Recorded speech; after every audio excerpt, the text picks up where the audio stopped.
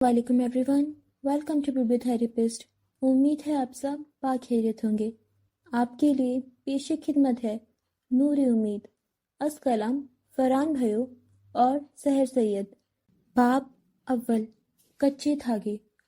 वो क्लास में बंद नीम अंधेरे में बैठा रहा। उसके चेहरे पर पसीने के कतरे थे। उसके कमरे में वाहिद रोशनी उसके चेहरे के सामने खिड़की की जाली से छनकर आ रही थी, जो उसकी सुनहरी भीगी आंखों को चमका रही थी। उसकी आंखों में बहुत कुछ था। क्या था? आंसू थे, परेशानी थी, थकन थी और खुद से ही हार जाने का एहसास था। वो अपना सर अपनी कलाइयों पर रखकर रो रहा था। उसकी सांस बेतरतीब थी, जैसे वो थक चुका हो। लड़के या शायद खुद को बचा के आज उसकी 12वीं जमात का आखिरी पर्चा था, और आज फिर उसके कॉलेज के हम जमात स्टूडेंट्स ने उसको बुली करते हुए बहुत मारा था। वो अपना सर उठाकर खिड़की की तरफ देखने लगा, जहां से रोशनी की एक किरण उसकी आंखों में लग रही थी। उसने आज खुद से हार मान ली थी। वो उठा और क्लास से बाहर चला गया। वो दुबले पतले जिस्म और लंबे कद का लड़का था। उसकी आंखों से आंसू अब भी गिरते रहे। उसके बाल इतने बड़े और बेतरतीब थे कि तकरीबन उसकी सारी आंखों को ढांपे हुए थे। बाहर रोशनी में आकर उसकी सफेद शर्ट पर खून के बहुत बड़े धब्बे वाज़ेह नजर आने लगे, जो यकीनन उसे उस मार के दौरान लगने वाली चोटों के निशान थे। सूरज डूबने को था। उसकी पुश्त से सूरज ढक चुका था। वो इस वक्त एक पुल पर खड़ा था। सूरज की रोशनी पुल के बास दरवाजों पर पड़ रही थी, जो दरिया के पानी को कंट्रोल करने में लगे थे। सूरज की रोशनी पानी को सुनहरी चमक दे रही थी, जिस पर रोजमर्रा की इसी तरह बहुत सी गाड़ियों की चहल पहल थी। बहुत सी गाड़ियों के पुल पर चलने से घर घर की आवाज बन रही थी। उसने आसमान को उम्मीद से देखा, जैसे वो आखिरी बार था। उसकी आंखों में आंसू थे, दर्द था, नाउम्मीदी थी, तकलीफ थी, बेजारी थी और खौफ था। वो पुल के नीचे पानी की तरफ देखता रहा। बहुत सी सोचें उसके दिमाग में चल रही थीं।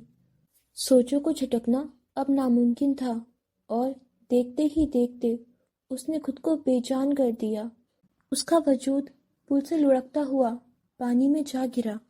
पानी की सतह पर उसकी छलांग ने बहुत बड़ी लहर पैदा की थी। पानी में बहुत नीचे, बहुत दूर, सुनहरी आंखों वाला लड़का मौत की तकलीफ से रूबरू हो रहा था।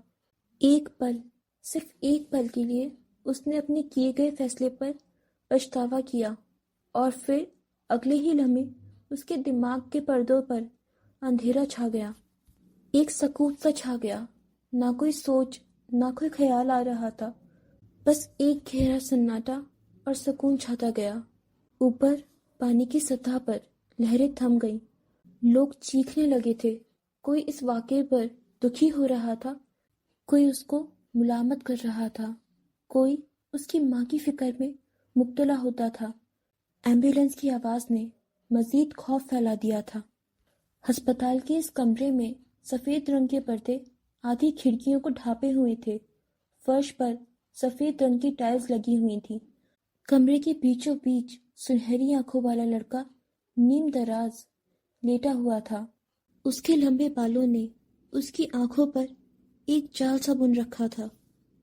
उसकी दाईं तरफ खिड़की के पास व्हील चेयर पर बैठी 45 साला औरत खिड़की की तरफ चेहरा घुमाए बैठी हुई थी। पूरे कमरे में मशीनों की आवाज़ गूंज रही थी। कमरे में एक गहरा सा सन्नाटा छाया हुआ था, और फिर उस कमरे का दरवाज़ा धड़ाम की आवाज़ से खोला था। दरवाजे से आने वाला शख्स बिस्तर पर लेटे नीम दराज शख्स के पास चला आया। सुनहरी आंखों वाला अब भी वैसे ही नीम दराज था। वो अरसलान साहब थे। उनके चेहरे पर गुस्से के तासुरात बाखूबी नजर आ रहे थे। और फिर वो बिस्तर पर نیم دراز لیٹے لڑکے کے منہ پر دہاڑتے ہوئے بولے، تم اور تمہاری ماں کبھی نہیں سدھرنے والے۔ تم اور تمہاری ماں سے میری خوشیاں برداشت کیوں نہیں ہوتی؟ تم لوگ میرے اوپر عذاب ہو، میں تنگ آ چکا ہوں تم لوگوں کے روز روز کے ان جھنجھٹوں سے۔ اب مجھے خدا کے لیے معاف کرو اور میری زندگی مجھے جینے دو۔ سب کچھ تو دیا ہے میں نے تم لوگوں کو۔ وہاں موجود ان ماں بیٹے کے لیے یہ نئی بات نہیں تھی۔ ارسلان داؤد کا یہ رویہ ان سب کے ساتھ ایک معمول بن چکا تھا۔ پچھلے 3 سالوں سے وہ وہی تو دیکھتے آ رہے تھے۔ ویل چیئر پر بیٹھی عورت نے اپنی ویل چیئر کا رخ ان باپ بیٹی کی طرف موڑا۔ ان کی آنکھوں میں ویرانی تھی۔ بستر پر لیٹے زین داؤد نے ان کی باتوں کا کوئی جواب نہ دیا۔ وہ یقیناً چاک رہا تھا، کھاس رہا تھا۔ اس کو اب اس سب کی عادت لگ چکی تھی۔ ارسلان داؤد نے بے نیاز زین داؤد کو دیکھ کر اپنے غصے پر ضبط پاتے ہوئے کہا، اب بہت ہو چکا۔ انہوں نے گہرا سانس لے کر خود کو پرسکون کرنا چاہا۔ آج یہاں سے ڈسچارج ہونے کے بعد تم اور تمہاری ماں میرے گھر نہیں آؤ گے۔ تنگ آ چکے ہیں ہم تم لوگوں کی روز روز کی ان حرکتوں سے۔ پہلے تمہاری ماں نے اپنی معذوری کا ڈرامہ رچایا اور اب تم اور تمہاری ماں کا کوئی علاج نہیں۔ بس اب بہت ہو چکا۔ زین داؤد نے اپنے بال اپنی آنکھوں سے ہٹا کر ماتھے پر کر دیے۔ اس کی آنکھیں لال ہو رہی تھیں اور چہرہ دمک رہا تھا۔ وہ کھانستے ہوئے بولا، کیا آپ کو لگتا ہے یہ سب صرف ہماری غلطی ہے؟ یہ آپ کی وجہ سے ہو رہا ہے۔ اگر آپ اتنا بولتے ہی وہ بری طرح سے کھانسنے لگا اور اس کی آنکھوں سے بہت سے آنسو بہہ نکلے۔ اب اور نہیں، اور وہ نہیں بول سکتا تھا ان کے آگے۔ ارسلان داؤد اسے ابھی تک غصیلی آنکھوں سے گھور رہے تھے اور پھر زین بولا، تو بس اتنا؟ ٹھیک ہے، آج کے بعد ہم پھر کبھی نہیں آئیں گے آپ کے گھر، مگر آپ یہ نہیں بھولنا کہ آپ نے ہماری ماں اور ہمارے ساتھ کتنا ظلم کیا ہے۔ آپ لوگوں نے ہمارا حق کھایا ہے، آپ کو کبھی معاف نہیں کریں گے ہم۔ اس سے زیادہ وہ نہیں بول سکتا تھا۔ وہ آج سمندر کنارے بنے ہوئے اس ریت کے محل کی طرح تھا جسے بس ایک اور ہوا کا جھونکا لگتا اور وہ ٹھہر جاتا۔ سلیمہ بیگم کی ایک سسکی تھی جو ان کے بھیجے لبوں میں دب کے رہ گئی تھی۔ ان کے بہتے ہوئے آنسوؤں میں اب زیادہ روانی آ گئی تھی۔ انہیں پتا تھا یہ جو شخص آج ان کے سامنے کھڑا ہے یہ ان کا ارسلان داؤد نہیں تھا۔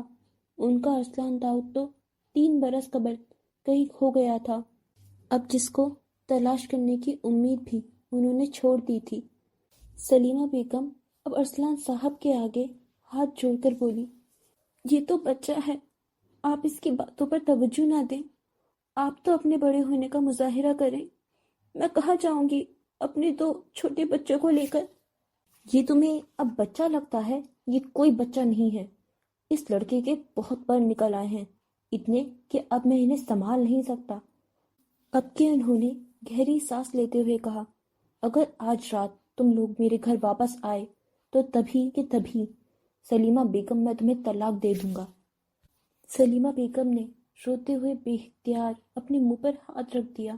ابھی زین کچھ بولنے والا تھا کہ ارسلان صاحب تیزی سے باہر کی جانب بڑھے اور کمرے کا دروازہ اسی دھڑام کی آواز سے بند کرتے ہوئے چلے گئے۔ ایک بار پھر سے کمرے میں وہی سکوت چھا گیا تھا۔ اب کہ جب ارسلان صاحب وہاں سے گئے تو اس ماں اور اس کے بچوں کے سر سے ان کی چھت بھی چھین کر چلے گئے تھے۔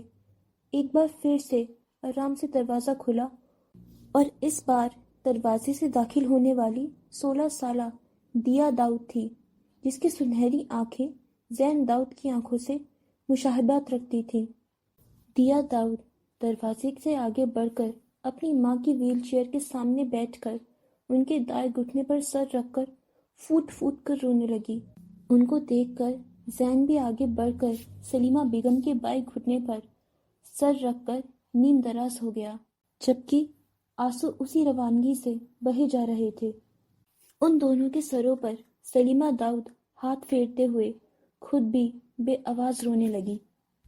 اب کے منظر یہ تھا کہ ویل چیئر پر بیٹھی اس سنہری آنکھوں والی خاتون کے دونوں جانب اس کے سنہری آنکھوں والے بچے بیٹھے تھے، जो बे इख्तियार एक साथ रोए जा रहे थे। कहते हैं अपनों के हाथों अपने ही आंगन से बेघर होना वो जख्म है जो न कभी मुंडमिल होता है न कभी मिटता पाता है।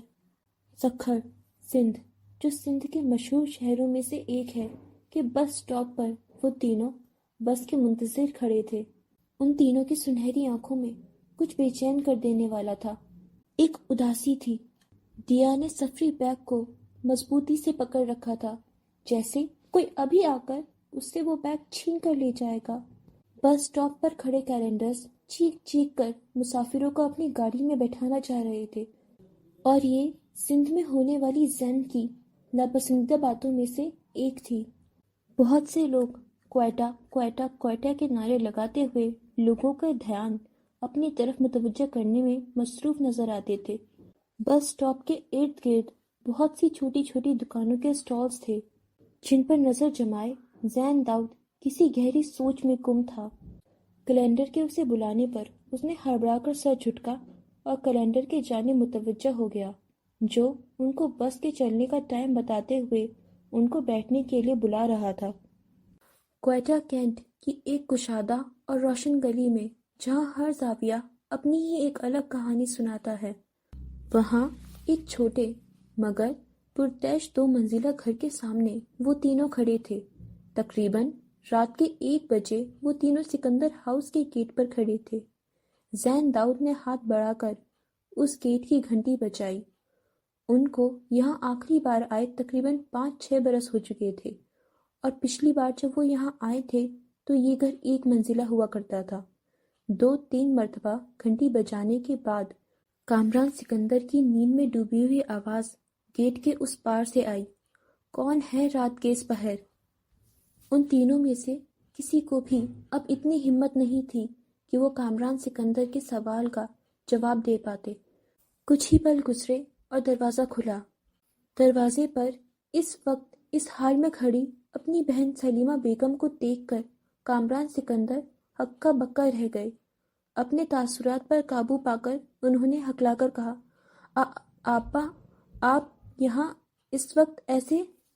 कामरान सिकंदर के सवाल पर उन तीनों की झुकी हुई गर्दनें और झुक गईं कि अब उनकी थोड़ी उनके सीनों से जा लगी। उनमें से किसी ने कुछ नहीं बोला, बस सलीमा बेगम के जब्त किए हुए आंसू ऐसे बह निकले जैसे ठाटे मारते हुए दरिया का बंद बड़े अरसे बाद टूटता है। उनको इस हाल में देखकर कामरान सिकंदर ने उनसे कोई और सवाल ना किया और उनको खामोशी से अंदर ले आए। सलीमा बेगम के सिर्फ एक ही भाई कामरान सिकंदर थे, और उनकी एक और बहन समीरा सिकंदर थी, जो अपने शौहर की नौकरी की वजह से तुर्की में रहा करती थी। अरसलान दाऊद के उन्हें घर से निकालने के बाद जो पहला और आखिरी ख्याल आया वो सिर्फ कामरान मामू का था। कामरान सिकंदर उन भाइयों में से थे जिनको लगता था कि शादी होने के बाद भाइयों का फर्ज सिर्फ बहनों से ईद पर फोन कॉल पर ईद मुबारक देना होता है। उन्हें अंदर लाकर सोफे पर बैठाया गया। बाहर चहल पहल की आवाजें सुनकर बरामदे के दाईं तरफ वाले कमरे से सफिया बेगम नींद से शराबोर आंखें लिए बाहर चली आईं। सलीमा बेगम को अपने दोनों बच्चों के साथ देखकर उनके मानो 14 तबक रोशन हो गए। सफिया कामरान ने बड़े मुश्किल से खुद पर काबू पाते हुए झुरझुरी ली और बोली, अरे बाजी, आप इस वक्त? कैसी हैं आप? सलीमा बेगम को अपनी तरफ वीरान आंखों से देखते पाकर सफिया ने मुलाजिमा रजिया को चीख कर पुकारा। कुछ ही लम्हों में रजिया सीढ़ियां पर लांघते हुए आई। मुलाजिमा के नीचे आने पर सफिया ने उसे पानी लाने को कहा। लॉन्च में रखे गोल सोफे पर बैठे कामरान सिकंदर सलीमा बेगम की इस सारी दास्तान के जवाब में अफसुर्दगी से बोले, मैं तो सोच भी नहीं सकता कि अरसलान भाई ऐसा कर सकते हैं। आप लोगों का इतना हंसता खेलता घर सिर्फ उनकी चंद बेवकूफ़ियों की वजह से बर्बाद होने को आ गया है। मैं अब खुद उनसे बात करूंगा। इतने में सफिया बेगम आंखों में मसनूई आंसू लिए सलीमा बेगम को गले लगाकर तसल्लियां देने लगी। कामरान साहब ने रजिया को बुलाकर गेस्ट रूम को खोलने का हुक्म दिया। سلیمہ بیگم کو تسلی دے کر انہیں کمرے میں چھوڑ آئے۔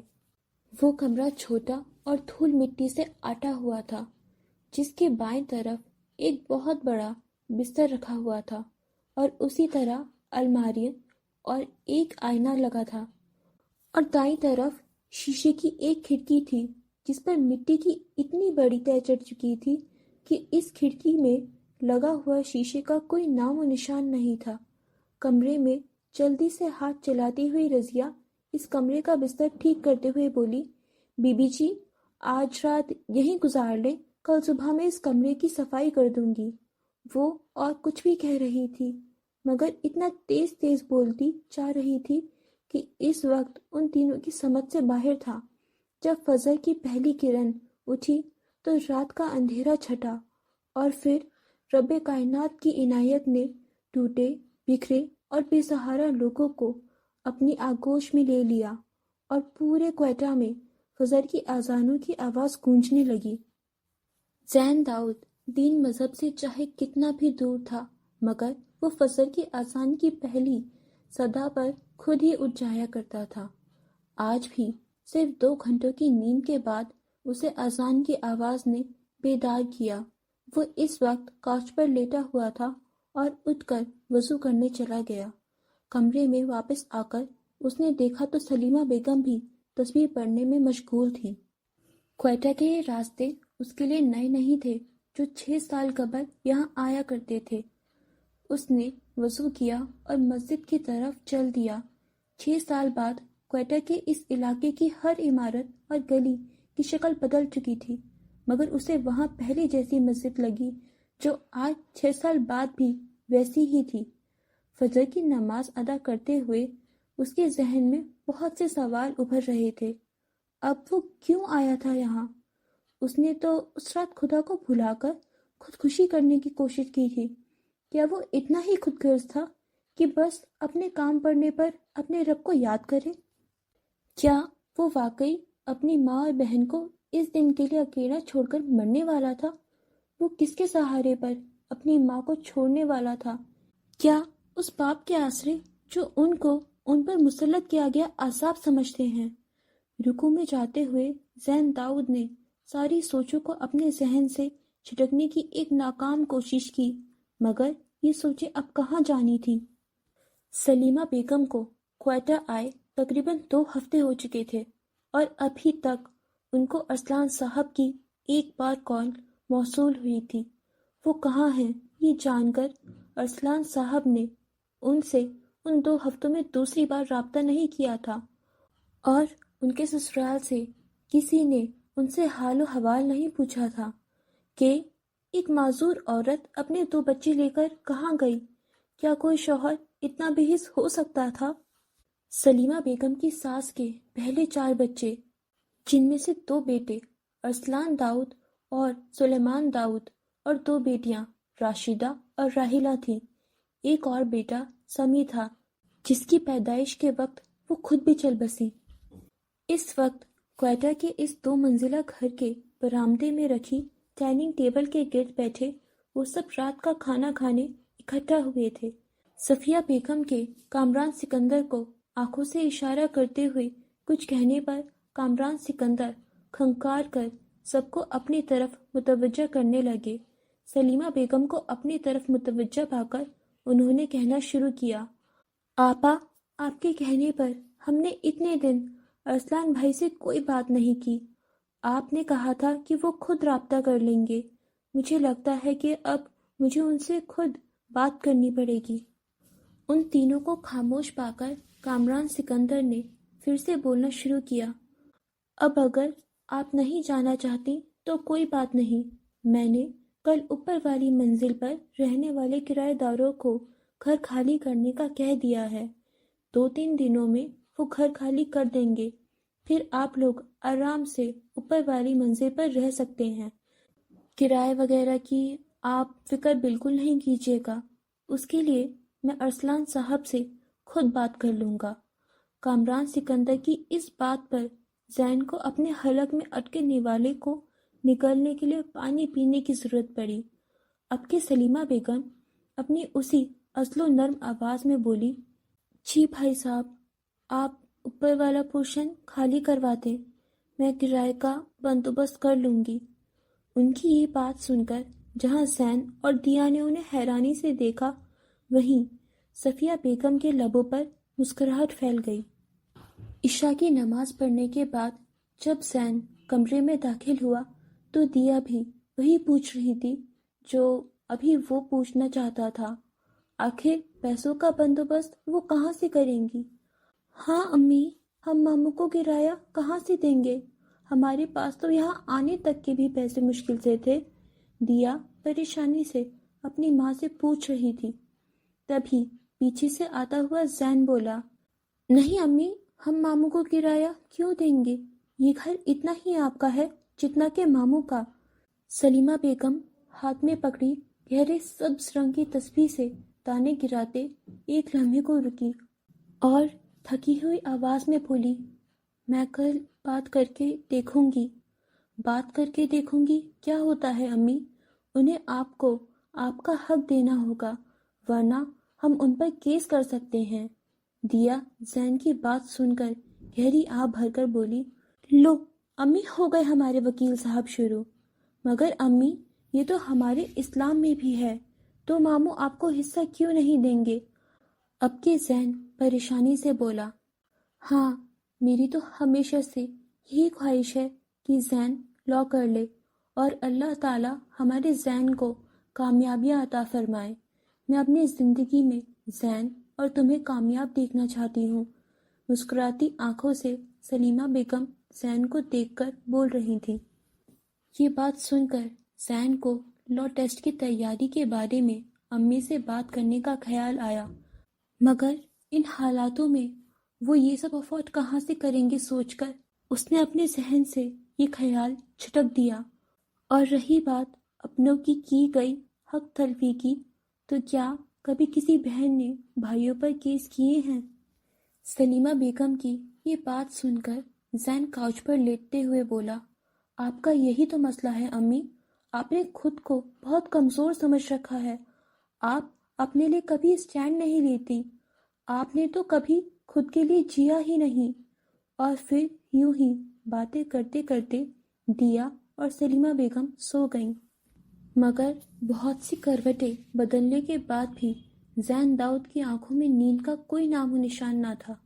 زین کی نظریں اس کے سینے پر پڑے موبائل فون کی جلتی ہوئی ٹارچ پر جمی ہوئی تھیں، جس کو بند کرنے کے بجائے وہ ٹارچ پر انگلی رکھ کر اپنے اشد انگلی کے گلابی ہوتے ناخون کو دیکھتا رہا، اور اس کے دماغ کے پردوں پہ منظر تحلیل ہو گیا۔ ایک گھر ہے جو اپنا سا نہیں لگتا، ایک دل ہے جو توڑ گیا کوئی، ایک نیند ہے جو آتی نہیں، اور ایک دماغ ہے جو سکون پاتا نہیں، ایک خیال ہے جو ہر پل ستاتا ہے کہ کیوں سب ہونے پر بھی سکون ادھورا رہ جاتا ہے۔ اب یہی منزل ہے کہ ایک دن یہ سب چھوڑ کر چلا جاؤں گا کہیں۔ نیند کی چادر اوڑھ کر ماضی کی یادیں لیے وہ سو گیا۔ یہ ان اچھے دنوں کی بات ہے۔ دیا کی چیخو پکار پورے گھر میں گونج رہی تھی۔ اسے شاید کیک بیک کرنا تھا۔ زین اور سلیمہ بیگم لانچ میں بیٹھے ٹی وی دیکھ رہے تھے۔ امی ٹی وی دیکھتے ہوئے دیا کو لگاتار نظر انداز کر رہی تھی۔ باہر سے آئے ابو نے جب یہ دیکھا تو آج انہوں نے دیا کے لیے خود کیک بیک کرنے کا ارادہ کیا۔ اس وقت وہ سکھر شہر کے ایک چھوٹے سے فلیٹ میں رہا کرتے تھے جس کا باورچی خانہ لانچ سے ملا ہوا تھا۔ باورچی خانے کی آدھی دیوار لانچ میں کھلتی تھی اور اس آدھی دیوار کے سامنے گول میز کے گرد 4 کرسیاں رکھی تھیں جن پر زین اور سلیمہ بیگم بیٹھے ارسلان صاحب کو کیک بیک کرتے ہوئے دیکھ رہے تھے۔ بقول ابو وہ اپنی ٹینیج کے ٹائم پہ ایک بیکری میں کام کیا کرتے تھے اور آج بھی وہ ایک اچھے کیک بیکر تھے۔ ان کی مہارت سے چلتے ہوئے ہاتھوں کو دیکھ کر آج انہیں اس بات پر یقین آ گیا تھا۔ میز کے گرد کرسی پر بیٹھے سلیمہ بیگم کے چہرے پر جو مسکان تھی وہ پچھلے 3 سالوں سے کسی نے پھر کبھی نہیں دیکھی تھی۔ اب مسکراتی ہیں اپنے بچوں کا دل رکھنے کے لیے۔ تھوڑی دیر پہلے رونے دھونے والی دیا اب مزے سے ارسلان داؤد کو کیک بناتے ہوئے دیکھ رہی تھی۔ مکسچر بناتے ہوئے ارسلان داؤد چینی ڈھونڈنے لگے اور ایک سفید رنگ کی ڈبی ملنے پر اسے اٹھا لیا، اور سلیمہ بیگم کو پتا تھا کہ اس وقت وہ چینی نہیں نمک ڈال رہے ہیں۔ وہ بڑی مشکل سے ہنسی چھپاتے ہوئے ان کے پیچھے جا پہنچی اور گلا کھنگار کر بولی، مائی ڈیئر ہسبینڈ، ہو سکتا ہے آپ بیکنگ میں اچھے ہوں مگر آپ کچن ورک میں مجھے مات نہیں دے سکتے۔ مسکراتی سرخ ہوتے ہوئے گالوں کے ساتھ وہ پھر سے بولی، تو اس لیے آپ کو نہیں پتا کہ چینی کس کونے میں پڑی ہے اور نمک کس کونے میں پڑا ہوتا ہے۔ اپنے پیچھے سے آتی سلیمہ بیگم کی آواز پر ارسلان داؤد چونک کر پلٹے اور اپنے ہاتھ میں پکڑی سفید برنی کو دیکھ کر گہری آہ بھری، اور مسکراتے ہوئے سلیمہ بیگم کے ہاتھ اپنے ہاتھوں میں لیے اور سلیمہ بیگم کی سنہری آنکھوں میں دیکھ کر بڑے ہی پیار سے بولے، کیا اب کوئی آپ جیسا ہو سکتا ہے؟ آپ کے سوا میں ہمیشہ ادھورا ہوں۔ آپ میرے لیے وہ آنکھیں ہیں جن سے میں چینی اور نمک کے بیچ کا فرق دیکھ سکتا ہوں۔ یہ بات سن کر سلیمہ بیگم کے دمکتے ہوئے گال اور بھی گلابی ہو گئے اور وہ اس وقت واقعی حسین لگ رہی تھیں۔ اس وقت ان کے چہرے پر وہ نور اور رونق تھی جس کے باعث وہ پورے خاندان میں جانی جاتی تھیں، اور شاید ان کے چہرے کے نور کا سبب ارسلان داؤد کا ساتھ تھا۔ اور پھر سلیمہ ارسلان داؤد نے اپنا سر ارسلان داؤد کے سینے پر رکھتے ہوئے آنکھیں بند کر لیں اور سرگوشی میں کہا، آپ کی موجودگی میری زندگی میں نور بھر دیتی ہے۔ آپ مجھے اللہ کی طرف سے دیے گئے بہترین تحفوں میں سے ایک ہیں۔ باورچی خانے کی آدھی لانچ میں کھلنے والی دیوار سے زین داؤد کی آنکھوں سے چلتے دماغ کے پردوں پر وہ منظر نقش ہو گیا، اور شاید وہ اس منظر کو کبھی بھلانا نہیں چاہتا تھا، اور اب تو شاید وہ اپنی پوری زندگی بھی ایسے ہی لمحوں میں گزارنا چاہتا تھا جس میں وہ چاروں ساتھ تھے، جس میں ان کے ساتھ ارسلان داؤد تھا، جس میں سلیمہ داؤد کے چہرے پر نور اور رونق ہوا کرتی تھی، ان لمحوں میں جب تک زندگی نے انہیں بچپن جینے دیا تھا، ان لمحوں میں جب تک ان کی زندگیوں میں وہ آفت نہیں آئی تھی۔ مینیجر کی ٹیبل کے پیچھے چشمہ لگائے آنکھوں پر گرتے ہوئے بڑے بالوں والا زین داؤد بیٹھا ہوا تھا۔ وہ کوئٹہ کے مشہور restaurant cafe China Quetta cantt کی مینیجر سیٹ تھی، جہاں پر زین داؤد کو کامران سکندر کی سفارش سے مینیجر کی ملازمت ملی تھی۔ یہ رات 10 بجے کا وقت تھا، اور رات کے اس وقت ریسٹورنٹ پر لوگوں کی بھیڑ خاص سطح پر پہنچ جایا کرتی تھی۔ زین داؤد کی آف ٹائم ہوتے ہی وہ ریسٹورنٹ سے باہر چلا آیا۔ ریسٹورنٹ کا دروازہ عبور کرتے اس کی نظر وہاں کھڑی سبز آنکھوں والی لڑکی پر پڑی۔ اس کو زین نے کئی بار اپنے محلے میں دیکھا تھا، جس کے ساتھ کھڑا لڑکا اس پر بری طرح سے چیخ رہا تھا۔ لڑکی اپنے سینے سے لگائی کتابوں کے گرد ہاتھ باندھے چہرہ جھکائے آنسو گرا رہی تھی، اور تبھی لڑکے نے سبز آنکھوں والی لڑکی کو ہاتھ سے کھینچ کر موٹر سائیکل پر بٹھایا اور ہوا کی رفتار سے اندرونی شہر کی طرف روانہ ہو گئے۔ نہ جانے کیوں اسے اس لڑکی کی آنکھیں یاد رہ گئیں۔ تبھی فون کی رنگ ٹون سن کر زین نے سر جھکا کر فون کان سے لگا لیا۔ فون پر دیا نے اسے سلیمہ بیگم کی کچھ دوائیاں لانے کو کہا تھا۔ تھوڑی دیر بعد جب وہ محلے کے پاس کے میڈیکل سٹور سے دوائیاں لے رہا تھا، جب اس کے عقب سے اسے کسی کے بولنے کی آواز آئی۔ گردن موڑنے پر اس کے سامنے وہی سبز آنکھوں والی لڑکی کھڑی تھی جو ابھی تھوڑی دیر پہلے اس لڑکے کے ساتھ تھی۔ میڈیکل سٹور والے کے اس کی ساری دوائیاں نکال دینے پر اس نے اپنا بیگ ٹٹول کر اس میں سے پرس نکالا۔ اس کا بیگ کافی پرانا تھا، جس کی جگہ جگہ سے بہت سے لیدر کے ٹکڑے پھٹے ہوئے تھے۔ پیسے پرس سے نکالتے ہوئے اس کے ہاتھ رکے، اور اس نے بے بسی سے نظریں اٹھا کر اسٹور والے کو کہا، بھیا میرے پاس ابھی صرف 1500 ہی ہیں، میں آپ کو کل باقی 300 دے جاؤں گی، میں روز یہیں سے گزر کر گھر جاتی ہوں۔ سبز آنکھوں والی لڑکی کی یہ بات سن کر میڈیکل سٹور والے نے کہا، جی صحیح ہے، کوئی بات نہیں باجی۔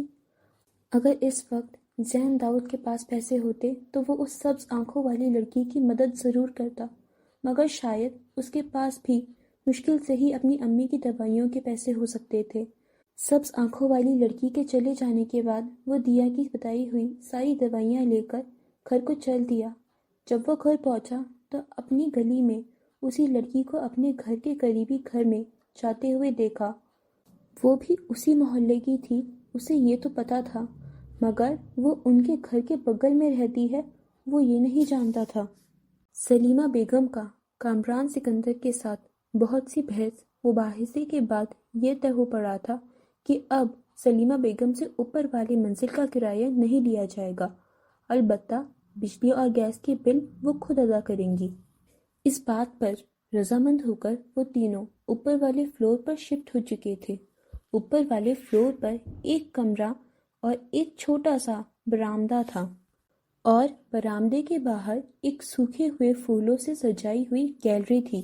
وہ گیلری سوکھے ہوئے پھولوں سے سجائی نہیں گئی تھی، بلکہ بہت عرصے وہاں پر اگائے گئے پھولوں کو پانی نہ دینے کی وجہ سے وہ سب سوکھ کر مرجھا گئے تھے۔ اگر پھر سے ان گملوں میں پھول اگائے جاتے تو وہ گیلری بہت خوبصورت لگتی۔ ان دنوں انہیں ارسلان صاحب کے 2-3 بار کال موصول ہو چکی تھی جو دیا داؤد کو اپنے پاس بلانا چاہ رہے تھے۔ ان 3-4 سالوں میں جو بھی مسئلے مسائل درپیش آئے تھے وہ ارسلان صاحب کے سلیمہ بیگم اور زین داؤد کے ساتھ تھے۔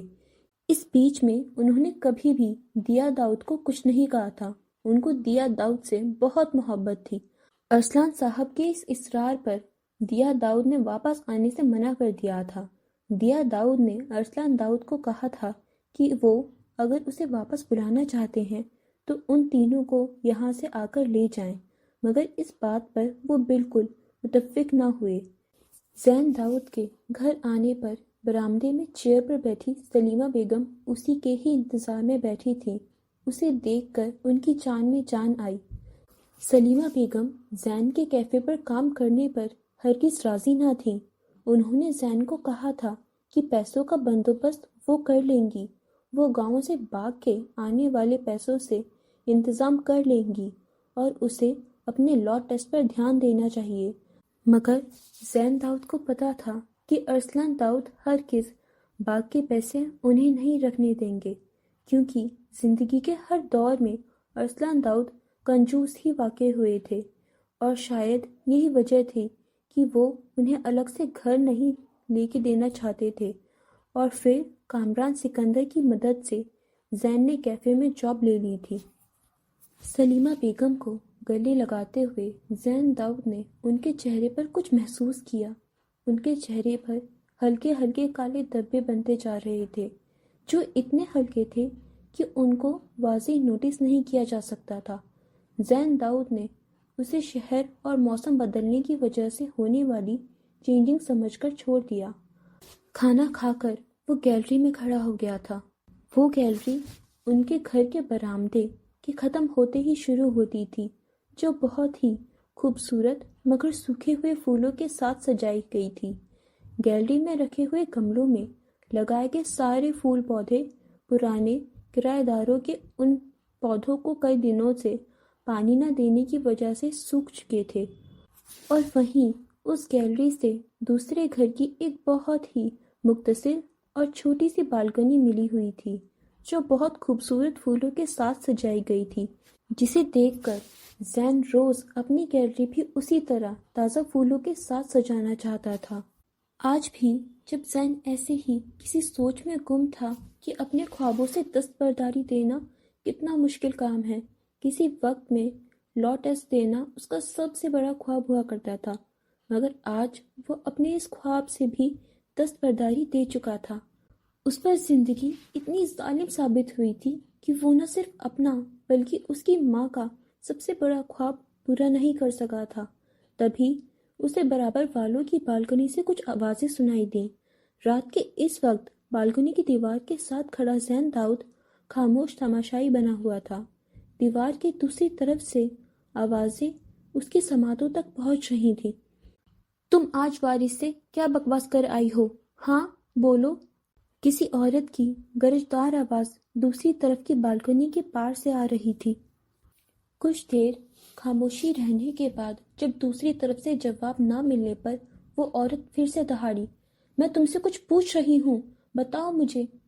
امی میرا ہاتھ چھوڑیں، مجھے درد ہو رہا ہے۔ اب کے دوسری طرف سے کسی دوسری لڑکی کی روحان سی آواز ابھری۔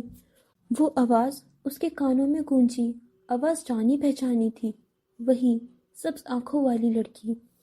آپ مجھ سے کیوں پوچھ رہی ہیں جبکہ ہمیشہ کی طرح یقین انہی لوگوں کی بات پر آتا ہے؟ ایک بار پھر سے دیوار کی دوسری جانب سے اسی عورت کی چیختی ہوئی آواز بلند ہوئی، تمہیں پتہ بھی ہے وہ تم سے منگنی توڑنا چاہتا ہے، صرف تمہاری اسی پڑھائی کی ضد کی وجہ سے۔ لڑکی تمسکرانا ہنسی، کون سی منگنی جو آپ لوگوں نے بنا میری رضامندی پوچھے کر دی تھی، جس میں پہنائی گئی انگوٹھی آج تک میں نے نہیں پہنی، جس کو آج تک میں نے منگنی ہی نہیں سمجھا۔ یہ میں پہلے وارث کو بھی بتا چکی ہوں اور آخری بار آپ کو بتا رہی ہوں کہ میں وارث سے کسی بھی صورت شادی نہیں کروں گی۔ دیکھو دیکھو کیسے کینچی کی طرح تیز زبان چل رہی ہے، یہ سب تیری اسی کالج کی دوستوں کی پڑھائی گئی پٹیاں ہیں۔ ارے وارث تو کہہ رہا تھا کہ اس کی پڑھائی بند کروا دے، اور میں یہاں تمہیں یہی بتانے آئی ہوں کہ آج سے تمہاری اکیڈمی جانا بند۔ عورت کی دبی دبی گرراہٹ بلند ہوئی، نہیں امی، آپ ایسا نہیں کر سکتی، آپ میری پڑھائی تو نہیں چھڑوا سکتی۔ لڑکی نے حیرانی سے کہا، سب کہتے ہیں تعلیم تو لڑکیوں کا زیور ہوتی ہے۔ زیور تبھی زینت بنتا ہے جب گھر بسانے میں آسانی پیدا کرے، نہ کہ رکاوٹ۔ امی آپ کو یہ حق کس نے دیا کہ آپ مجھ سے میرے خواب چھین لیں؟ لڑکی نے چیخ کر کہا۔ اب کے دیوار کے اس طرف سے زناٹے دار تھپڑ کی آواز گونج اٹھی، میرے سامنے چیخو مت، خواب تو اب تم چولہے چوکے کے دیکھو، کتابوں کے نہیں۔ اور اسی کے ساتھ کمرے کے دروازے کھولنے اور بند کرنے کی آواز آئی۔ وہ عورت شاید جا چکی تھی۔ ایک بار پھر سے ہر طرف رات کا وہی سناٹا چھا گیا۔ اچانک ایک دل دہلانے والی چیخ گونجی۔ یہ چیخ نہیں تھی بلکہ کسی ٹوٹتے ہوئے وجود کی آخری فریاد، کسی کے ٹوٹے ہوئے خوابوں کی کرچیاں تھیں۔ ہائے یہ ہم چھوٹے سے عمروں میں تھکے تھکے سے لوگ۔ کیفے چائنا میں صبح 10-12 بجے کے درمیان زیادہ بھیڑ نہیں ہوا کرتی تھی، اور آج بھی صبح جب زین کاؤنٹر پر بیٹھا ہوا تھا تو اس کے عقب میں پڑی ہوئی ایک میز کے گرد کرسی پر وہ سبز آنکھوں والی لڑکی بیٹھی ہوئی دکھی۔ وہ اسے دیکھ کر رہ گیا۔ اس کی میز پر چند کتابیں کھلی پڑی تھی اور پاس میں ایک کافی کا کپ تھا، البتہ اس کی نظریں کتابوں پر نہیں تھی، وہ اس کے سامنے والی دیوار پر لگے ہوئے بہت بڑے لال کلر کے چائنیز فولڈنگ فین کو دیکھے جا رہی تھی۔ وہ شاید اس فولڈنگ فین کو دیکھ کر بھی اسے نہیں دیکھ رہی تھی، اسے دیکھنے والے کو یہ اندازہ ہو سکتا تھا کہ وہ ذہنی طور پر وہاں موجود نہیں تھی۔ تھوڑی دیر بعد سر جھٹک کر اس نے اپنا دھیان واپس سے کتابوں میں کر لیا۔ اس کو یہ سب کارروائی کرتے ہوئے نہ جانے کیوں زین داؤد دیکھے جا رہا تھا۔ تقریباً 12 بجنے والے تھے اور لوگوں کی آمد و رفت وہاں بیٹھنے لگی تھی، تو وہ اپنی کتابیں سمیٹتی وہاں سے چلی گئی۔ شاید وہ اسی طرح ہمیشہ یہاں ایسے ہی آ کر کافی پیا کرتی تھی، البتہ کافی وہ اپنی لاتی تھی کیونکہ وہاں کافی دستیاب نہیں تھی۔ لوگوں کی بھیڑ بڑھتے ہی وہ وہاں سے چلی جایا کرتی تھی، اور زین داؤد نے ہی آج نوٹس کیا تھا۔ اگلے بہت دن وہ سبز آنکھوں والی لڑکی وہاں آتی رہی۔ بہت بار اس کے انداز سے لگتا تھا کہ وہ کسی چیز پر پریشان ہے، اور بعض دفعہ فون پر کسی سے بات کرتے کرتے رو دیا کرتی تھی۔ یہ سب چیزیں زین داؤد پچھلے کئی دنوں سے دیکھتا آ رہا تھا۔ یوں ہی ایک دن سبز آنکھوں والی لڑکی کتابوں کے مطالعے میں غرق تھی، تبھی اس کے فون کی گھنٹی بج اٹھی اور اس نے اپنا سر اٹھایا۔ اس کے فون کی آواز پر زین نے بھی اس کی طرف نگاہ اٹھا کر دیکھا، اور تبھی وہ فون کان سے لگائے ہڑبڑا کر چیئر سے اٹھ کر کھڑی ہوئی اور جلدی سے اپنی کتابیں اٹھا کر جانے کو مڑی ہی تھی کہ اسے زوردار ٹیبل کی ٹھوکر لگی اور اس کی کتابیں نیچے گر گئیں۔ جلدی سے کتابوں کو سمیٹ کر وہ وہاں سے چلی گئی۔ یوں ہی تھوڑی دیر بعد ریسٹورنٹ کے کسی ویٹر نے زین داؤد کو ایک کتاب دی۔ سر یہ کتاب کسی کسٹمر کی ہے، وہ سامنے والی ٹیبل پر رہ گئی تھی، ابھی وہ تھوڑی دیر میں آئے گا تو آپ انہیں دے دیجیے گا۔ وہ لا ٹیسٹ کی تیاری کی کتاب تھی اور تبھی زین داؤد کو یاد آیا کہ یہ کتاب اس سبز آنکھوں والی لڑکی کی ہے۔ کتاب کا پہلا ورق پلٹنے پر اسے وہاں اس لڑکی کا نام لکھا نظر آیا، صبا شیخ۔ زین نے زیر لب اس نام کو دہرایا، صبا شیخ۔ تبھی کاؤنٹر پر کسٹمرز آنے کی وجہ سے زین داؤد نے اس کتاب کو بند کر کے سائڈ پر رکھنے لگا۔ تبھی اس کتاب سے چند کاغذ نیچے جا گرے۔ کسٹمرز کو فارغ کر کے زین داؤد نے ان کاغذوں کو دیکھا تو وہ پاس کی کسی لا ٹیسٹ پریپریشن کی کسی اکیڈمی کا فارم تھا، جسے دیکھ کر زین داؤد کے دل میں کچھ ڈوب کر ابھرا تھا۔ یہ ٹوٹے ہوئے خوابوں کی کرچیاں بھی زندگی کے ہر مقام پر پیروں کا کانٹا بن کر چبھتی ہیں۔ وہ یوں ہی کئی دیر اس کاغذ کے ٹکڑے کو تکتا رہا اور پھر اس اکیڈمی سینٹر کی ٹائمنگ دیکھ کر اس نے کچھ سوچا، جو صبح 12 سے شام 3 بجے تک کی تھی، کہ وہ اگر اپنی زندگی میں ایک بار اس لا ٹیسٹ کو دینے کی کوشش کرے۔ جیسے کہ آج زین کی صبح کی شفٹ تھی تو وہ گھر دوپہر میں ہی واپس آ گیا تھا، اور ابھی زین، دیا اور سلیمہ بیگم برآمدے میں بیٹھ کر اپنے اچھے اور عام دنوں کی باتیں کر رہے تھے۔ وہ ایسا اکثر کیا کرتے تھے جب ان کو کرنے کے لیے کچھ بھی نہیں ہوا کرتا تھا۔ آج سلیمہ بیگم کی سالگرہ تھی، اور آج یہ چوتھی بار تھا کہ سلیمہ بیگم کی سالگرہ کے دن ان کے ساتھ ارسلان داؤد نہیں تھے۔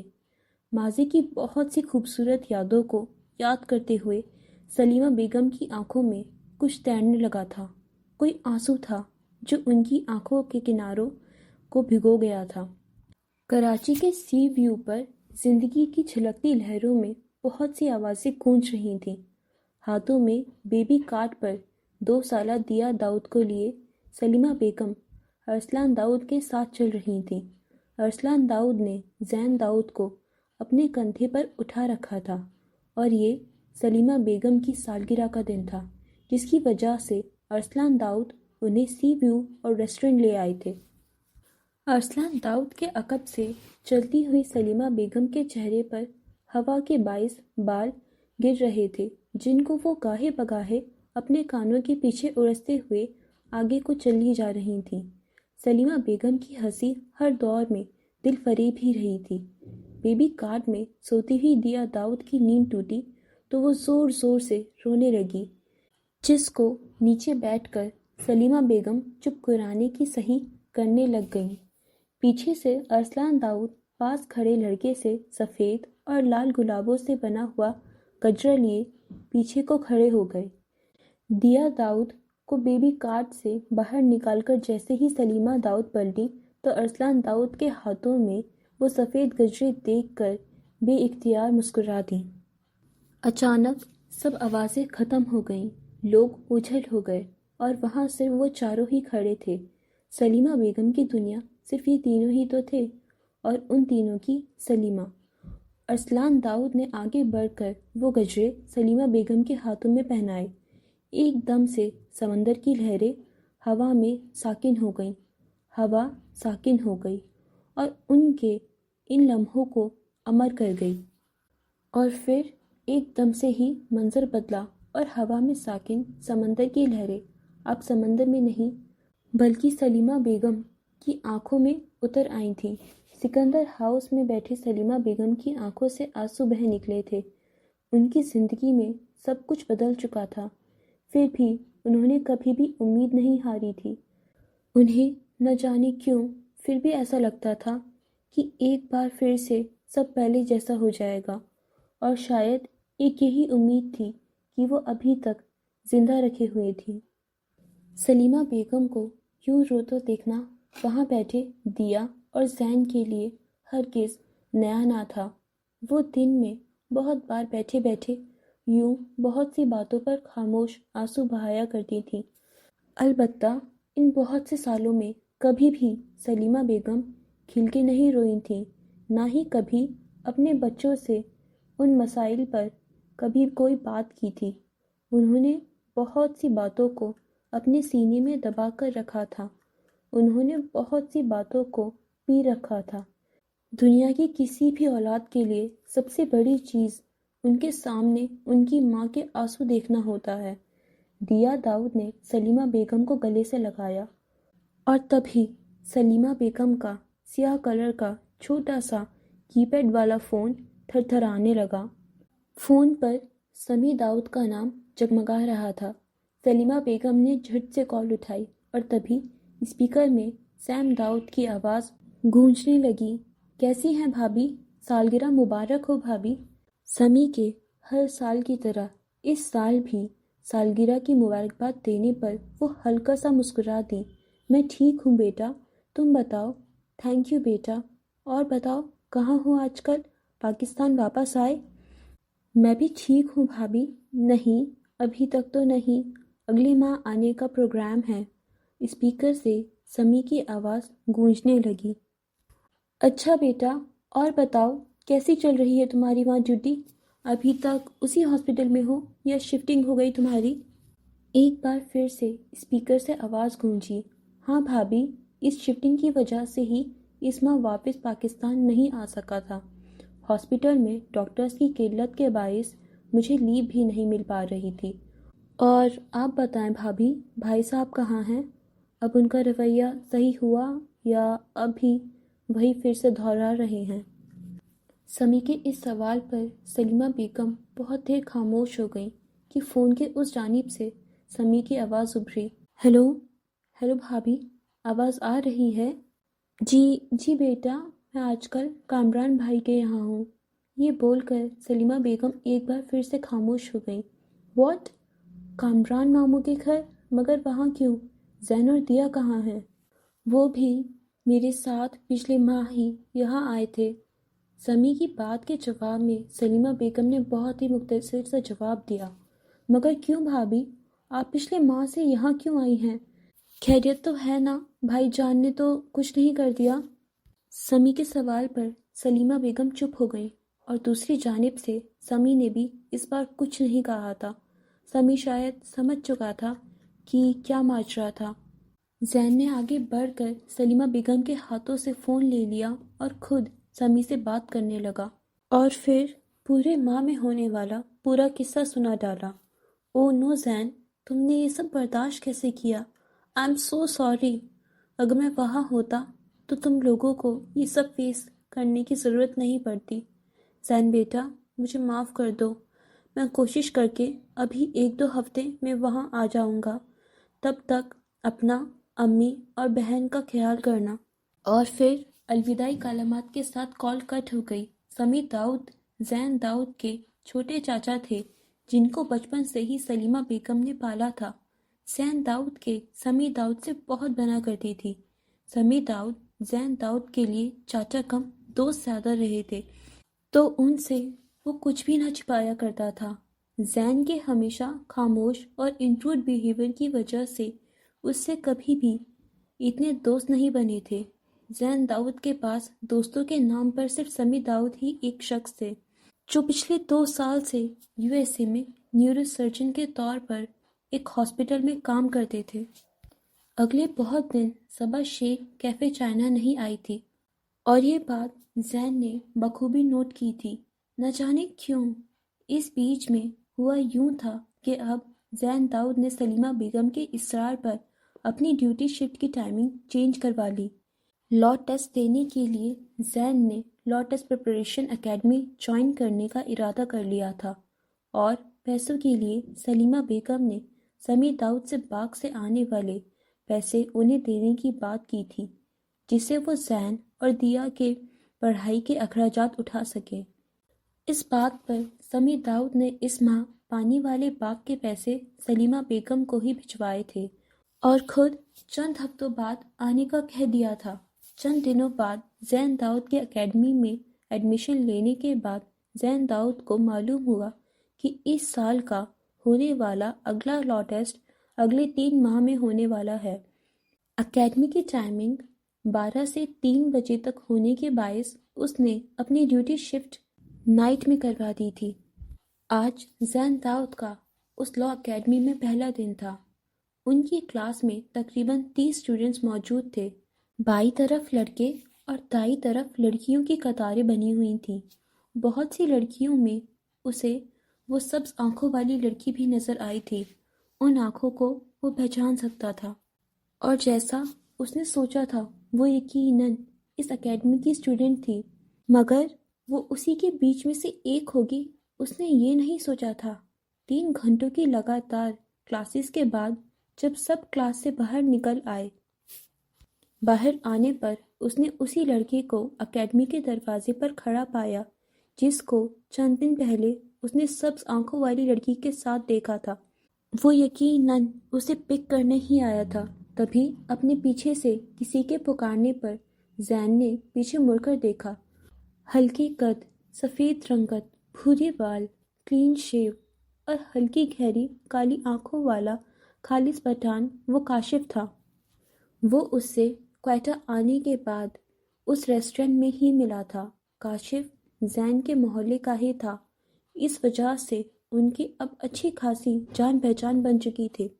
وہ نہ صرف بے حد امیر ہے بلکہ اس کا رہن سہن بھی خاصا شاندار تھا، لیکن اس کی شخصیت کی سب سے منفرد بات یہ تھی کہ وہ اپنی دولت کو اپنے رویے کا حصہ نہیں بناتا تھا۔ کاشف کے نزدیک پیسہ ایک سہولت ہے، نہ کہ خود کو دوسروں سے بہتر ثابت کرنے کا ذریعہ۔ اور شاید یہی وجہ تھی کہ زین اور کاشف زندگی کے مختلف پہلوؤں میں اتنے نمایاں اختلافات ہونے کے باوجود وہ اتنے کم عرصے میں اتنے گہرے دوست بن گئے تھے۔ زین داؤد نے اس اکیڈمی میں کاشف کے کہنے پر ہی ایڈمیشن لیا تھا۔ السلام علیکم کہہ کر کاشف نے زین کی طرف مسافے کے لیے ہاتھ بڑھایا۔ وعلیکم السلام، گھر جا رہی ہو؟ کاشف نے اب تک اس کا ہاتھ تھاما ہوا تھا۔ ہاں، گھر ہی جاؤں گا ابھی تو آؤ میں تمہیں ڈراپ کر دیتا ہوں۔ نہیں یار، کوئی بات نہیں، میں خود چلا جاؤں گا، زین نے کاشف کے اصرار کرنے کے جواب پر کہا۔ کاشف مزید اصرار کرتے ہوئے اور بھی کچھ کہہ رہا تھا، مگر اس وقت زین داؤد کا دھیان کاشف کی باتوں پر نہیں تھا۔ اس کے سماعتوں میں 2 لوگوں کی باتوں کی آواز ٹکرا رہی تھی۔ تمہیں سمجھ کیوں نہیں آتا؟ تم روز روز مجھے اکیڈمی سے پک کرنے کیوں آ جاتے ہو؟ میں ابو کو بتا دوں گی۔ وہ صبا کی آواز تھی۔ وہ بے بسی بھری آواز میں کسی سے مخاطب تھی، اور تبھی اس لڑکے کی آواز بھی زین کے کانوں تک پہنچی۔ خالو کو کیا بتاؤ گی تم؟ آخر کار میں تمہارا ہونے والا شوہر ہوں۔ ہاں، شوہر؟ میں تم سے مر کر بھی شادی نہیں کروں گی۔ اس لڑکے کی بات کے جواب میں صبا نے طنزیہ سا جواب دیا۔ شادی تو تمہیں کرنی پڑے گی۔ اب تم میرے ساتھ چل رہی ہو یا خالہ کو کال کر کے میں انہیں بتا دوں کہ تم نے آج پھر سے مجھ سے کتنی بدتمیزی سے بات کی ہے؟ اس لڑکے کے اسے دھمکانے کے بعد ان کی آواز زین داؤد کے سماعتوں سے دور ہوتی گئی، اور شاید وہ وہاں سے جا چکے تھے۔ کاشف کے اس کے آگے ہاتھ ہلانے پر زین داؤد نے اسے ہڑبڑا کر دیکھا۔ کہاں گم ہو گئے میاں؟ چلو چلیں، مجھے دیر ہو رہی ہے۔ ہاں ٹھیک ہے، چلتے ہیں، بول کر زین داؤد بھی سر جھٹک کر کاشف کے ساتھ چل دیا۔ چند دنوں بعد اکیڈمی میں لی گئی ویکلی ٹیسٹ کا آج رزلٹ آنا تھا۔ سارے اسٹوڈنٹس کلاس میں موجود تھے۔ سر کے آتے ہی کلاس میں موجود اسٹوڈنٹس خاموش ہو گئے، اور تھوڑی ہی دیر بعد سر اس سیشن کے پہلے ویکلی ٹیسٹ کا رزلٹ بتاتے ہوئے چند بچوں کا نام لے کر انہیں اسٹیج پر آنے کی دعوت دی۔ ان میں سے زین داؤد اور صبا شیخ بھی تھے۔ آج پہلی بار کلاس میں اپنا رزلٹ لیتے وقت صبا شیخ نے زین داؤد کی طرف دیکھا تھا۔ چند گھنٹوں بعد کلاس کے ختم ہونے کے بعد گرل سائڈ سے بیگ سمیٹتے ہوئے صبا شیخ کو دیکھ کر زین داؤد جلدی سے اس کی طرف بڑھا تھا، نہ جانے کیوں۔ السلام علیکم مس، زین داؤد نے گلا کھنگارتے ہوئے کہا۔ किसी के पीछे से बोलने की आवाज़ पर सबा शेख पलटी और अपने सामने खड़े लड़के को सवालिया नज़रों से देखने लगी। उसे अपनी तरफ देखते हुए जैन दाऊद ने जल्दी से हड़बड़ाते हुए कहा, आप कुछ दिन पहले कैफ़े चाइना रेस्टोरेंट आया करती थीं और एक दिन आप अपनी एक किताब वहीं टेबल पर भूल आई थीं। जैन की ये बात सुनकर उसने नासमझी से देखा तो जैन ने फिर से कहा, मैं वहाँ का मैनेजर हूँ। मैंने चंद दिन आपको वहाँ रोज़ आते हुए नोटिस किया था और उस दिन जब आप अपनी किताब भूल आईं तो हमने सीसीटीवी कैमरे में चेक किया था और ये बात हमारे रेस्टोरेंट के रूल्स के खिलाफ है कि हम कस्टमर्स के छोड़े हुए सामान को घुमा दें। तो आपके बहुत दिन रेस्टोरेंट न आने पर आपकी किताब को संभाल कर रख दिया गया और कुछ दिनों से आपको इसी एकेडमी में देखा तो सोचा कि आपको किताब यहीं दे दूं। और किताब सबा के हवाले करते हुए जैन दाऊद ने पूछा, यही है ना आपकी किताब? किताब को देखकर सबा शेख लबों को ओ की शक्ल में सुकेड़े बोली, अच्छा हाँ, ये मेरी एकेडमी की इम्पोर्टेंट किताब है जिसको मैं पिछले 2 हफ्तों से ढूंढ रही थी। किताब को जैन दाऊद के हाथों से लेते हुए सबा शेख ने बड़ी खुश इखलाकी से उसे शुक्रिया अदा किया और एकेडमी से बाहर निकल आई। एकेडमी से बाहर आकर सबा पैदल ही घर की तरफ रवाना हो गई। क्योंकि आज काशिफ एकेडमी गैर हाजिर था तो जैन दाऊद को भी घर पैदल ही चलकर जाना था। एकेडमी से बाहर जाती हुई सबा शेख को जैन दाऊद ने पुकारा, आप क्वार्टर कैंट में उस पुरानी लाइब्रेरी के पास रहती हैं ना? चंद दिन पहले मैंने आपको एकेडमी से वापस आते हुए अपने मोहल्ले में देखा था। असल में हम वहाँ पर चंद दिन पहले ही शिफ्ट हुए हैं। पीछे से एक बार फिर से जैन दाऊद की आवाज़ सुनकर सबा ने पीछे मुड़कर देखा और धूप के 12 आंखों पर हाथ का छज्जा बनाए वैसे जवाब देते हुए बोली, हाँ मैं वहीं रहती हूँ, मगर हमने आपको वहाँ देखा तो नहीं। हम चंद दिन पहले ही अपने मामू कामरान सिकंदर के घर शिफ्ट हुए हैं। जैन दाऊद ने उसके अकब में आते हुए कहा, अच्छा चाचा कामरान वालों के यहाँ? ओह, अब सलीमा खाला के बेटे हैं? सबा ने एकदम याद आने पर कहा, हाँ मगर मगर आप अम्मी को कैसे जानती हैं? जैन ने अब के हैरानी से सबा की तरफ देखा। सबा ने मुस्कुराते हुए बताया, असल में सलीमा खाला मेरी अम्मी की बहुत पुरानी सहेली रह चुकी हैं। सलीमा खाला बहुत अरसे से क्वार्टर नहीं आई थी। ओह, जब वो आई थी तो रज़िया बाजी ने चंद दिन पहले हमें बताया था कि चाचा कामरान वालों के ऊपर वाले पोर्शन में सलीमा खाला शिफ्ट हो रही हैं और वो अपने बच्चों के साथ सकर से वापस आ चुकी हैं। अब के जैन का हैरत से वाज़ेह रंग बदला था। उसकी मुस्कुराहट धीमी पड़ चुकी थी। अच्छा तो आप अम्मी को जानती हैं? हाँ मैं जानती हूँ। अम्मी तो चंद दिन पहले आपके यहाँ चक्कर लगाने का बोल रही थी मगर उनको टाइम नहीं मिला। अम्मी चंद दिनों में ज़रूर आएंगी आपके यहाँ। यूं ही बातें करते करते वो सड़क से दूर जाते रहे। हमेशा की तरह सुबह के 10 बजे जैन कैफ़े चाइना रेस्टोरेंट में मौजूद था। रेस्टोरेंट में इक्का दक्का लोग ही मौजूद थे। जैन अपने सर पर गिरते बालों को माथे पर जमाते हुए मोबाइल फ़ोन की स्क्रीन में मशगूल था और आज कई दिनों बाद सबा कैफ़े आई थी। जैन को काउंटर पर देखकर वो हल्का सा मुस्कुराई और हमेशा की तरह वो सामने वाली कुर्सी पर बैठ गई। 12 बजते ही जैन जहाँ कैफ़े से बाहर निकलने लगा वहाँ लोगों की भीड़ लगने की वजह से सबा भी कैफ़े से बाहर निकल आई और पुरसुकून आवाज़ में जैन से मुखातिब होकर बोली, आप एकेडमी जा रहे हैं राइट? जी हाँ, एकेडमी ही जा रहा था। और मैंने कल अम्मी से पूछा था, वो वाकई आपकी अम्मी को जानती हैं। ना सिर्फ जानती हैं बल्कि वो बचपन में बेहतरीन दोस्त रह चुकी हैं। जैन ने उसके मुखातिब करने पर कहा, हाँ मैंने तो कहा था, वो मुस्कुराते हुए बोली। सबा ने कुछ याद आने पर फिर सवाल किया, आपने चंद हफ्तों कबल होने वाला लॉ एडमिशन टेस्ट दिया था? जैन ने उसी तरफ चलते हुए रोड पर नज़रें टिकाए हुए कहा, मैं कुछ घर की मसरूफियात की वजह से टेस्ट नहीं दे पाया था। एकेडमी की छुट्टी पर मैं कभी कभार گھر کے پاس والی لائبریری جایا کرتی ہوں۔ وہاں کے لائبریرین پہلے وکیل رہ چکے ہیں۔ اگر آپ کو کبھی کچھ سمجھ نہیں آئے تو آپ میرے ساتھ لائبریری چل سکتے ہیں۔ صبا نے زین کو تفصیل بتاتے ہوئے کہا۔ جی ہاں، زین نے مختصر سا جواب دیتے ہوئے کہا۔ ہاں، ان کے پاس اور بھی بہت بچے پڑھائی کرتے ہیں۔ وہ بہت اچھے استاد ثابت ہوئے ہیں۔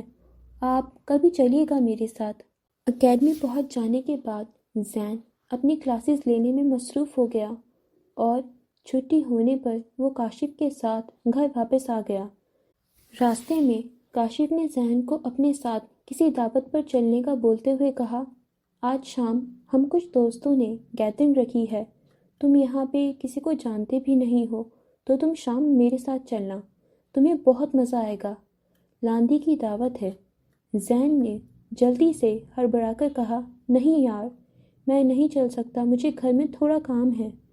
وہ کم آن یار، تمہیں پتہ ہے میرا فرینڈ سرکل بہت اچھا ہے، کاشف نے اسے مزید اصرار کرتے ہوئے کہا۔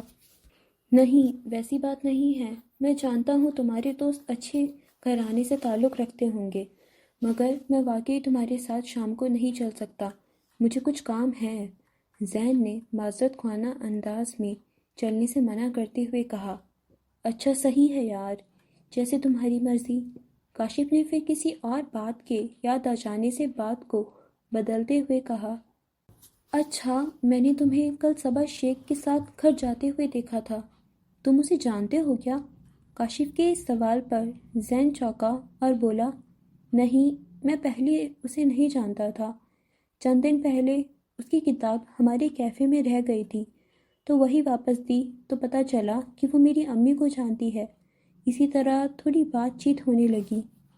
کاشف نے بات کو سمجھتے ہوئے کہا، ہاں، وہ میرے ایک کزن وارث کی منگیتر ہے۔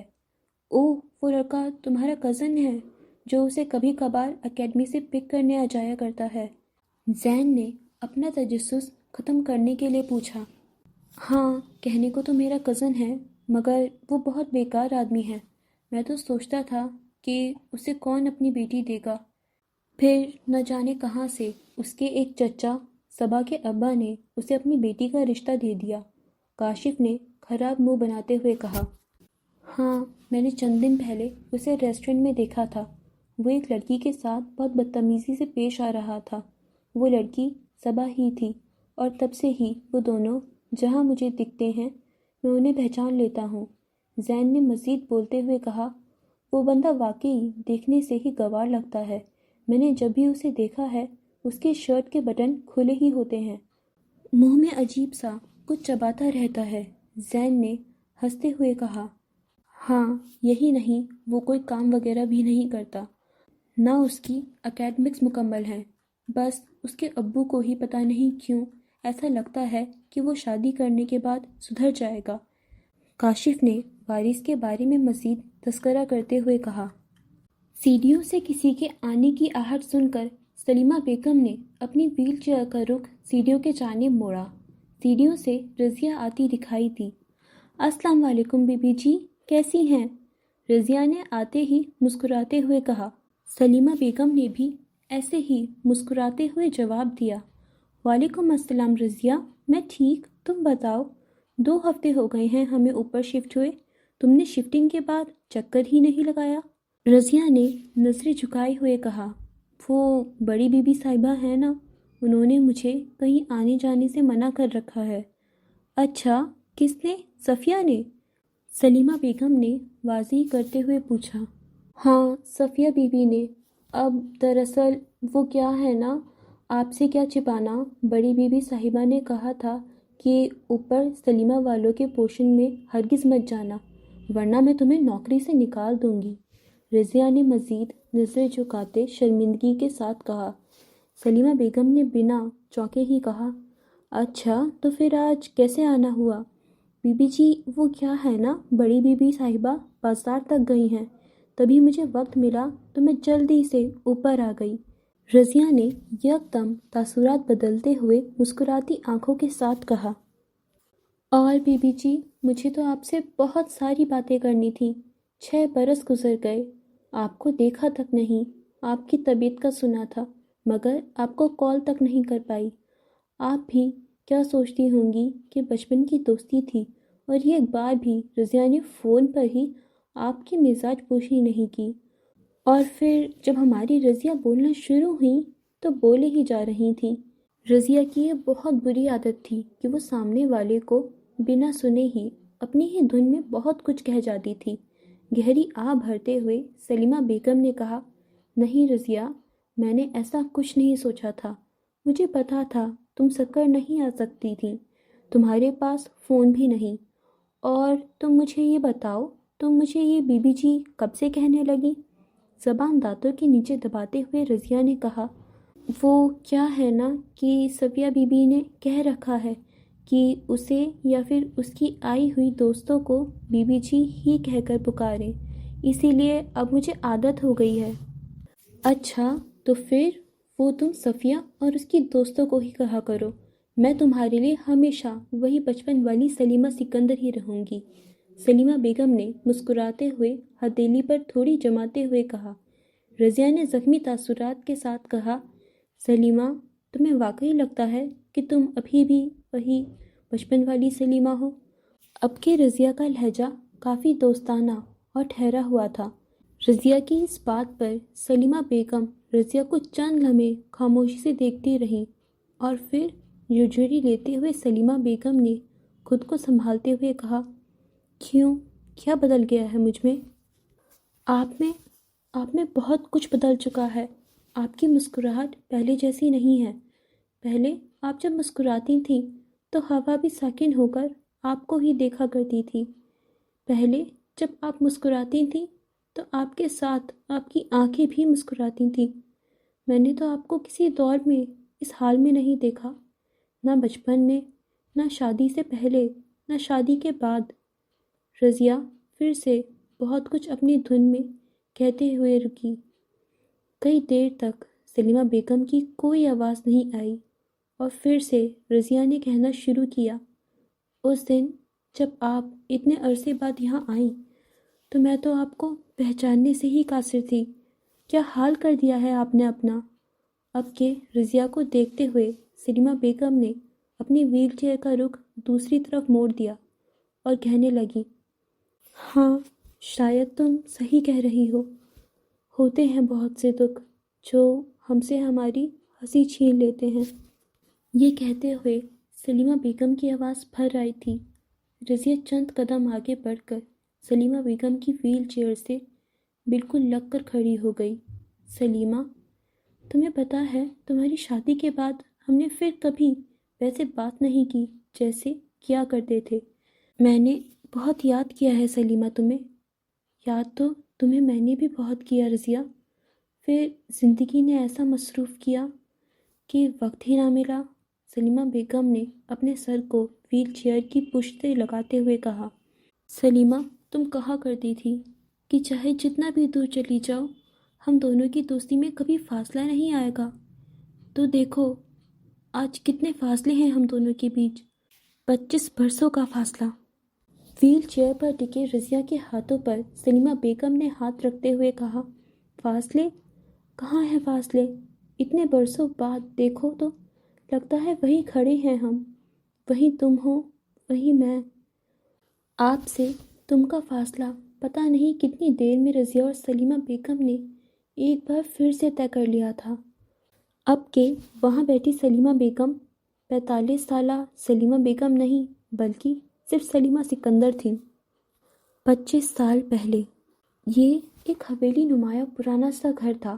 ہر طرف مونگ کی دال کی خوشبو پھیلی ہوئی تھی، جیسے ابھی ابھی کسی نے تازہ پکی ہوئی دیگچی کا ڈھکن اٹھایا ہو۔ یہ مہک ہوا میں ایسی رچی ہوئی تھی کہ ہر سانس کے ساتھ محسوس ہو رہی تھی۔ اور اس حویلی کے آنگن میں رکھی ہوئی چارپائی پہ 3 لڑکیاں بیٹھی تھیں۔ ان میں سے ایک 18-20 سالہ سنہری آنکھوں والی سلیمہ سکندر مایو کے پیلے جوڑے میں ملبوس تھیں۔ ان کے ساتھ بیٹھی رضیہ اور شبانہ شیخ بیٹھ کر لال کلر کی چادر پر سوئی دھاگے سے کڑھائی کر رہی تھیں۔ یہ سلیمہ سکندر کے مایو کا دوسرا دن تھا۔ یہ ان دنوں کی بات ہے جب دلہنوں کو پورا ہفتہ یا 5 دن مایو میں بٹھایا جاتا تھا۔ اس وقت سلیمہ سکندر کا رشتہ ان کے والد وقار سکندر نے ان کے دوست کے بیٹے ارسلان داؤد سے طے کیا تھا۔ سلیمہ رضیہ اور شبانہ بچپن کی بہت اچھی سہیلیاں تھیں۔ رضیہ سلیمہ سکندر کے گھر کام کرنے والی ایک عورت کی بیٹی تھی، جس کی وفات کے بعد رضیہ نے وقار سکندر کے گھر ہی پناہ پا لی تھی۔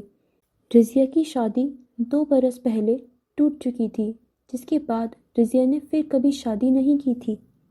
شبانہ نے سلیمہ کو چڑھاتے ہوئے کہا، واؤ کیا بات ہے سلیمہ، تمہاری ہاتھوں کی مہندی کا رنگ تو بہت گہرا آیا ہے۔ ہاں میں بھی کب سے یہی سوچی جا رہی ہوں، ارسلان بھائی یقیناً ہماری سلیمہ سے بہت محبت کریں گے۔